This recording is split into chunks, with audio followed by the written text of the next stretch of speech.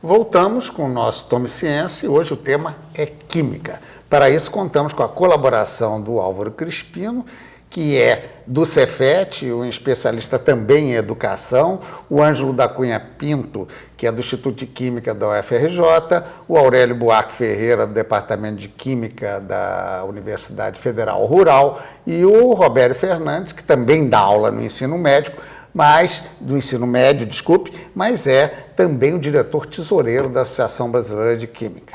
Bem, eu vou ao Aurélio para a gente terminar aí essa questão do preconceito. Termina ou não termina? Porque nós acabamos aqui vendo, com o ensino de laboratório, com isso podia terminar. É viável? Só isso resolve? Eu acho que é uma componente importante, que haja uma melhora no ensino, mas a gente tem que compreender que o preconceito em relação à química tem uma origem social também, está ligada ao caráter da sociedade. Quando eu vou para a rural, às vezes vejo ali em Bangu um anúncio de um tratamento para piscinas sem química. E o interessante é que esse tratamento sem química envolve uma química altamente sofisticada. E, entretanto, como ele não há adição de reagentes químicos à água da piscina, então ele diz que não há química. Na verdade, há química de altíssimo padrão. Quer dizer, em vez do cloro tem outra coisa. Ele usa cobre, mas simplesmente cobre que passa de um eletrodo ao outro num processo complexo de química, para evitar que haja adição de sulfato de cobre ao volume total da água da piscina. Então, ali dentro daquela pequena câmara, há morte de algas e micro-organismos que estejam presentes, sem, entretanto, que haja, vamos dizer, vazão de cobre para o resto da água da piscina, o que é uma coisa muito interessante. Mas a propaganda é feita dizendo que não há química. E por que essa ideia, por que esse preconceito, por que essa rejeição à química? Existe uma razão histórica para isso. A química, quando surge no Brasil, surge como uma das armas do homem na luta contra a natureza. Eu me lembro, criança ainda, na época da fundação de Brasília, uma fotografia na capa de uma revista em que um engenheiro botava os pés sobre uma árvore que tinha um diâmetro, sei lá, de 20 metros ou mais, um monstro da floresta, e a manchete dizia: o homem derrota o inferno verde. Essa era a noção na época sobre a Amazônia. E a química ajudava a derrota do inferno verde, a derrota da natureza.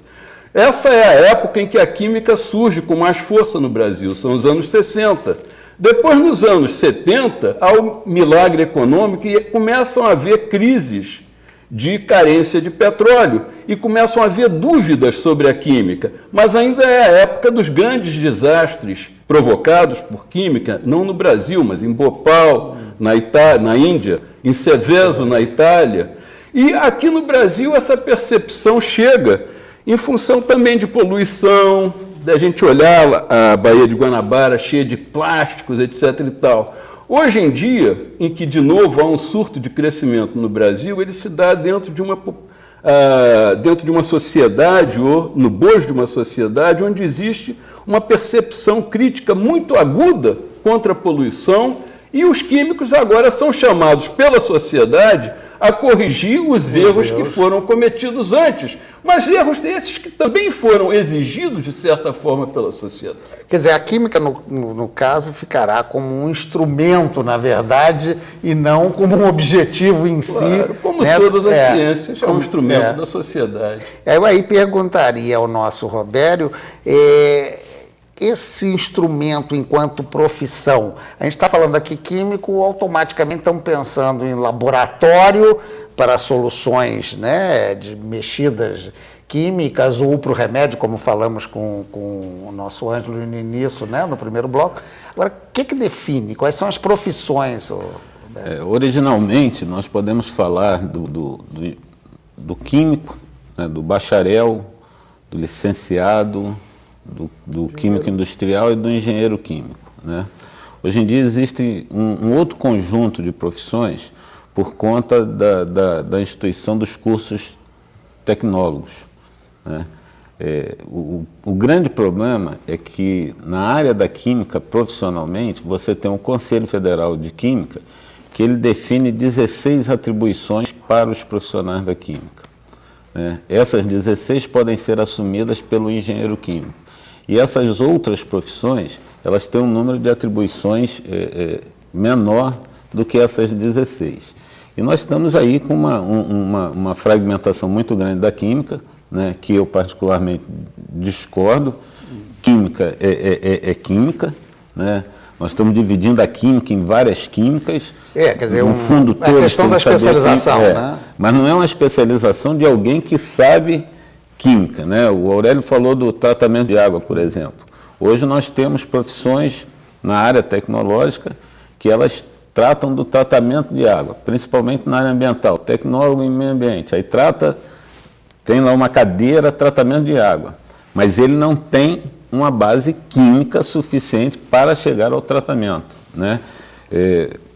Também foi mencionada aqui a questão da poluição, né? A poluição ela é tratada industrialmente com operações que são conhecidas como operações unitárias, que deram origem à carreira de engenheiro químico. Então você tem algumas profissões que eu chamaria de clássicas, né? E essas que vêm surgindo em função desse mercado que vai fragmentando cada vez mais. O meu medo, né, e eu gostaria de ressaltar isso, é que esta fragmentação da química tire a consistência do conhecimento químico desses profissionais, né? Todos nós temos que ter uma profunda base química e depois sim podemos percorrer especializações. Ainda na questão da profissão, vou querer que o Ângelo nos ajude aqui, porque é o cara do laboratório, o pesquisador, o que manipula.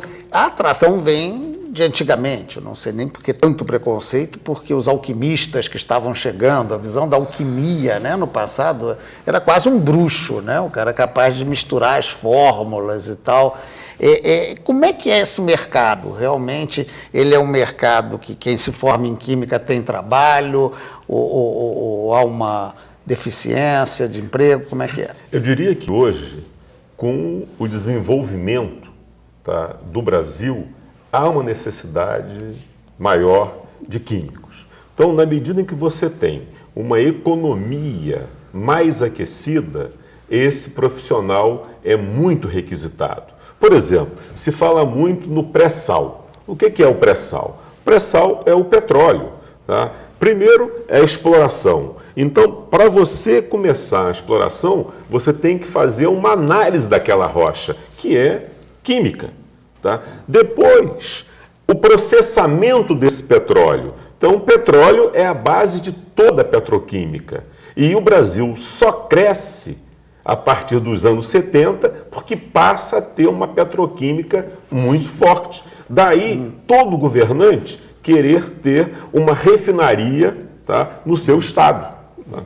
E é uma contradição, porque se a química traz tantos males, por que então os governantes nossos querem trazer para os seus estados grandes refinarias?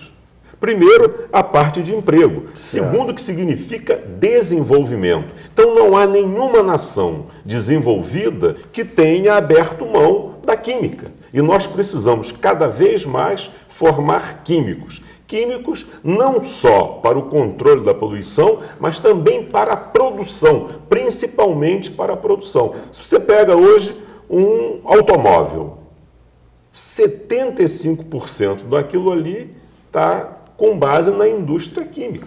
Agora, isso normalmente não é dito para o menino do ensino médio. Então, o que nós fazemos? Nós colocamos os meninos no ensino médio em sala de aula e eles nunca vão aos laboratórios fazerem as transformações que os alquimistas faziam no passado. Eu diria, ensinar química sem laboratório é como ensinar alguém a nadar sem que ele nunca tenha caído numa piscina. Nem de sentir o prazerzinho da água, né? Bem, deixa eu aproveitar que você tocou no assunto do ensino para eu pegar aqui o Álvaro, que se dedica bastante a isso.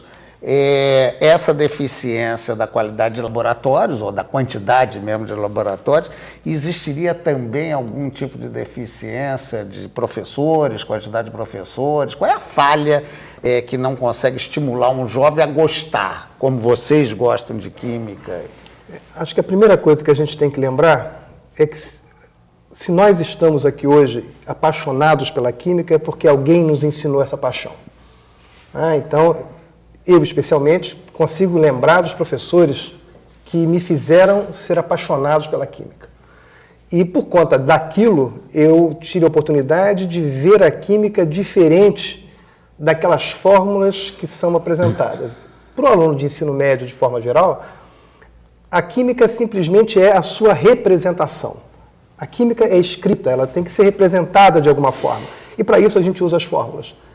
Então, para a maioria, para a esmagadora maioria deles, a química é reduzida a um conjunto de números e de letras que efetivamente não tem nenhum sentido. Exatamente isso que o Ângelo falou, que o Roberto tinha adiantado antes.